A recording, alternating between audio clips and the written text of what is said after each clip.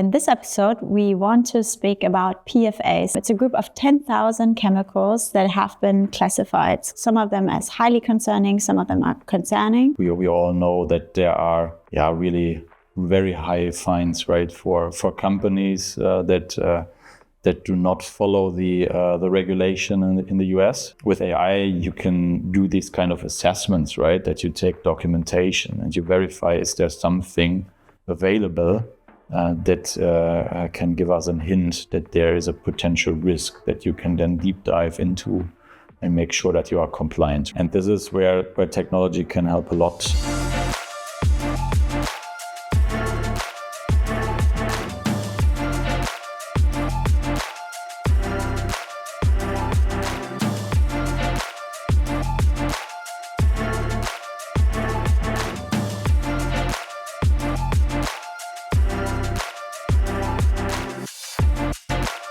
Hi everyone and welcome back. In this episode, we want to speak about PFAS, which is a group of chemicals that has been highly discussed in recent weeks and months, really.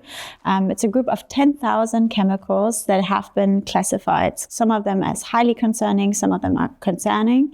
And the European Chemicals Agency has actually come forward and to beginning of last year with a recommendation to at least regulate some of these PFAS. However, they are to be found in many of products that we know from daily life, but also that are used in industry. So we really want to talk about what are the implications that a regulation would have, how are we standing with the regulation on the EU side, also in other countries such as the US, and really want to see also what impact this has on industry and how maybe digital solution can help in that context. So Martin knows a lot about the group of chemicals, and especially because they have been concerned with, really helping industry in the case that they are being regulated.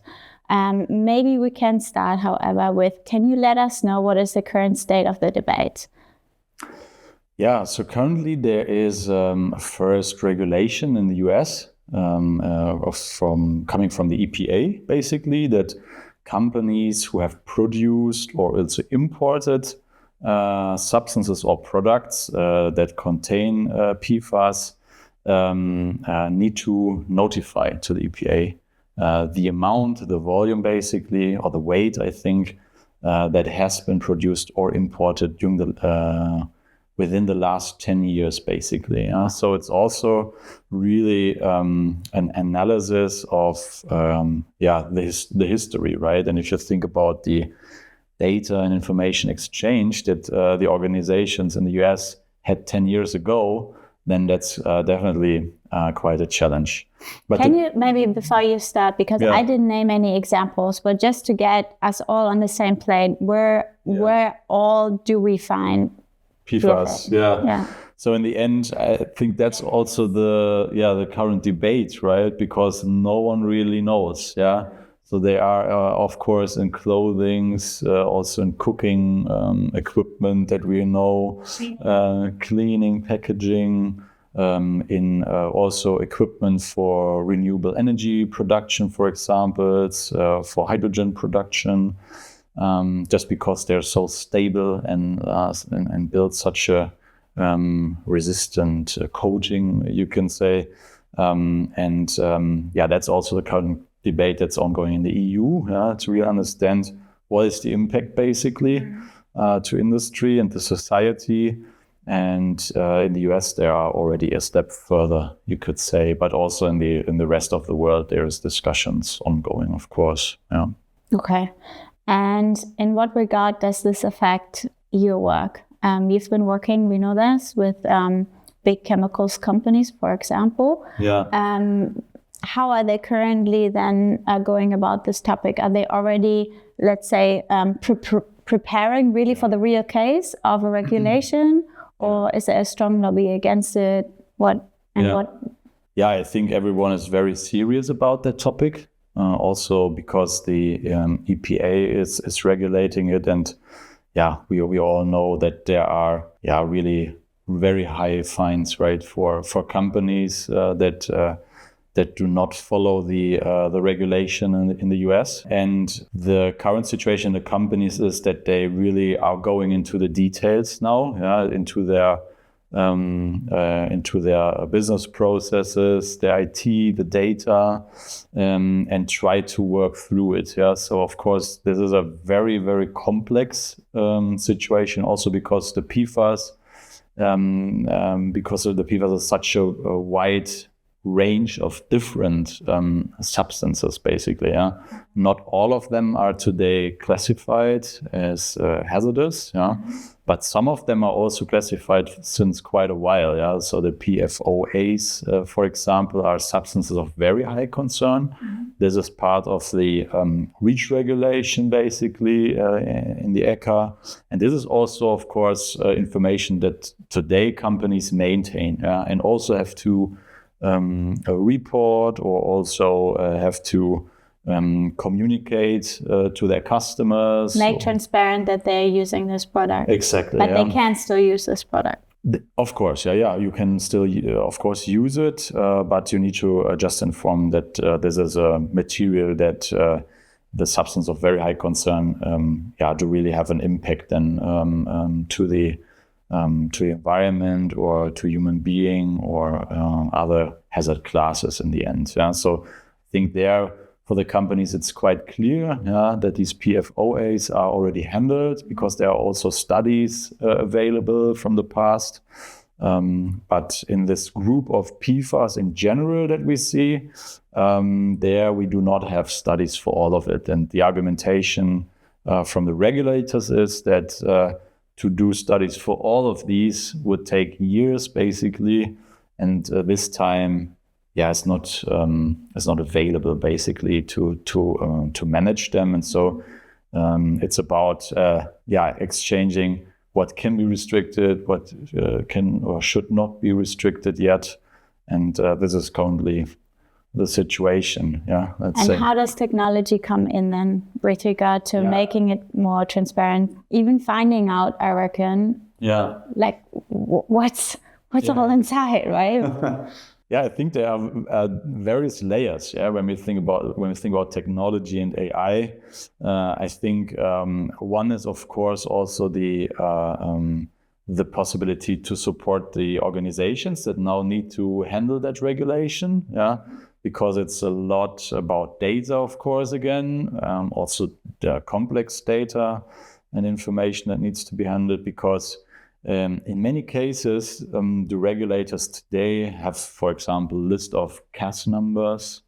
We have EC numbers, index numbers, we have formulas, we have also names available where you can really do an assessment what is in your portfolio of raw materials that you buy, and what is then something that you produce also.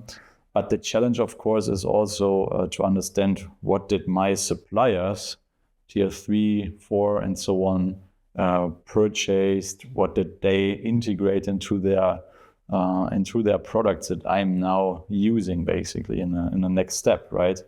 And here, with AI, you can do these kind of assessments, right? That you take documentation and you verify, is there something available that can give us a hint that there is a potential risk that you can then deep dive into and make sure that you are compliant, right? So means you find PFAS, or you also then the information that there impact available. And this is where technology can help a lot now to make this supply chain transparent. If we communicate the ingredients and substances used, and it can also help to make it in a way that we keep our intellectual property, right? Because PFAS in general are, of course, also very helpful, right? Because let's say a pipeline can last longer if it has a PFAS coating. But now the question is it a hazardous PFAS? Is it a non-hazardous PFAS? How can it be removed from water, for example? So there are so many different dimensions to it to evaluate it that this is what you can do with technology. But how do you access the data from suppliers? Yeah, that's a good question, right? Because if you have used a coating on your packaging, for example, then you don't want to tell everyone what specific coating you choose, right, from what supplier, so that your packaging is so good, right, and so reliable or so persistent then against impact from the outside, right, humidity or whatever. And what you basically can do is you can request information from your suppliers, and they can request information from their suppliers, and they can do it as well, right, and so on. But you don't need to hand over the information exactly.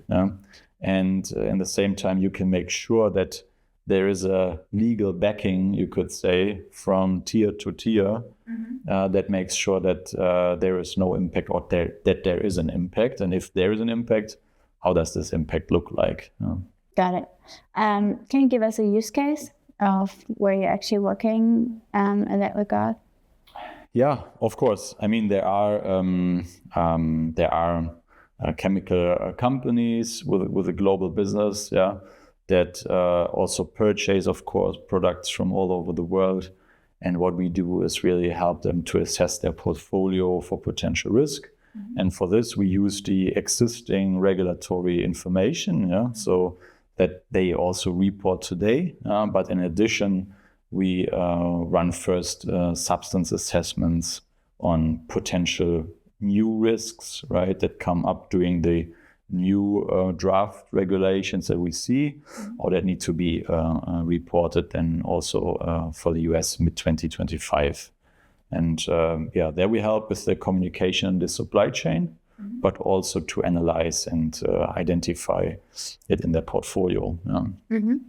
By the way, what I also know is that the ECHA itself, so the regulatory authority in Europe, they're using also analytics and machine learning to run these assessments, right? So to really deep dive into the portfolios of substances, what they have, to make regulation also as precise as possible. So also here it's helping, right, a lot to identify them.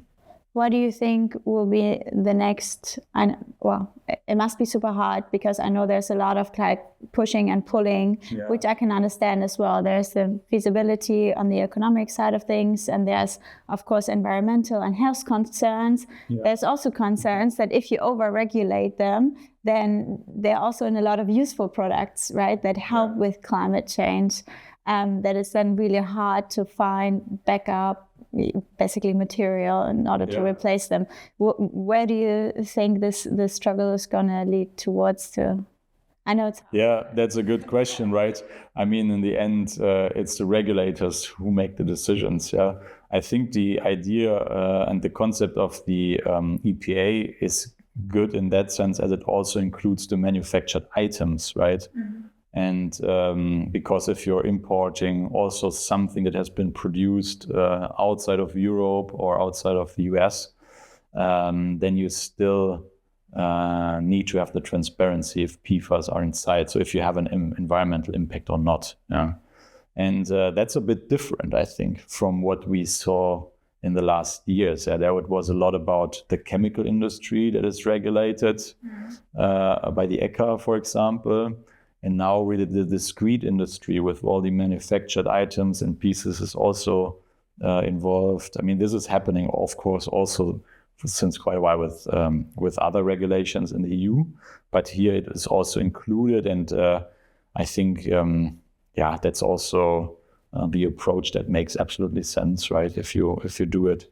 But it also means, of course, that really a huge audience basically is impacted, right? So really talking about all the manufacturers. It's not only the chemical industry, it's even more the equipment manufacturers and so on, the discrete industry that is also part of this whole regulation. I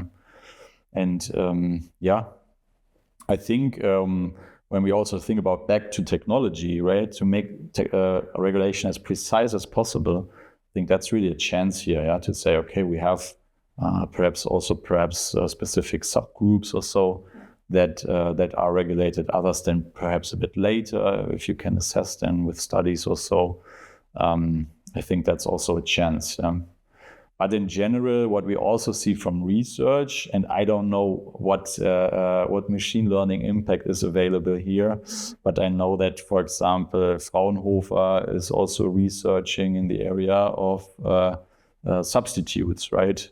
So that you can also use other substances that are not in the PFAS group, but that do have a similar characteristic, and that, of course, is then very helpful. So in the end, again, the engineers and the researchers, right, need or are needed basically to substitute and find better solutions, perhaps, right? Fast. Yeah, better solutions fast. The easier it is for everyone, right? For industry and the regulators then as well. And the environment in the end. Yeah.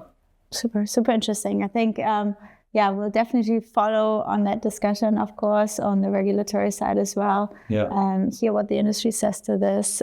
But thought for a fast insight, this was very helpful. So thank you so much for taking the time today. Thank you.